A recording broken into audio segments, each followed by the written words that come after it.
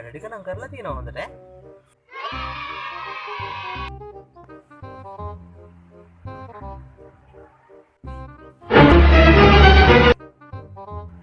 ඈ මේ මොකද මේ අන්තිම ප්‍රශ්න වලට උත්තර දීලා නැත්තේ මොන ප්‍රශ්න වලටද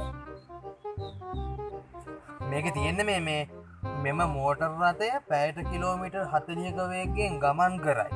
එසේනම් මෝටර් රථය පැය දෙකේදී ගමන් කරන දුර කොපමණද? ඒකට ලියලා වැඩක් නෑනේ. ඇයි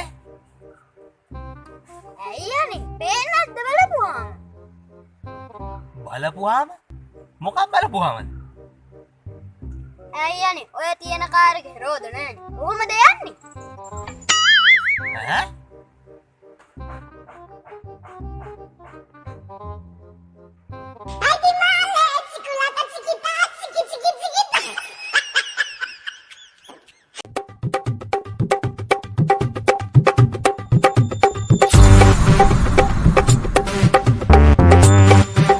පුදුම කතා තමයි උඹ කියන්නේ නේද? උඹ යන්න තිබ්බේ ඉස්කෝලේ නෙමෙයි ප්‍රශ්න පත්‍ර හදන්න. මම බොරු නෙමෙයිනේ කිව්වේ. රෝද නැතුව කොහොමද කාර් යන්නේ? අනේ මේ මගේ මුකුත් අහගන්න තෝ හිටපන්.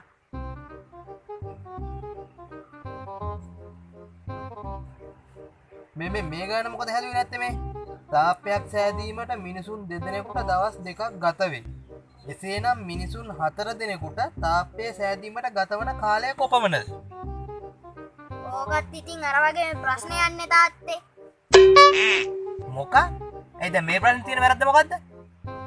තාත්තට ඔකේ මොකවත් අවුලක් පේන්නේ නැද්ද? ඈ? මේ ප්‍රශ්නේ මොකද්ද මන් තියෙන අවුල? අනේ මන්ද දෙන්නේ එකද පුතා අපේ 4 දෙනෙක්ට හදන්න මොනවද අනේ තියෙන්නේ? ඈ?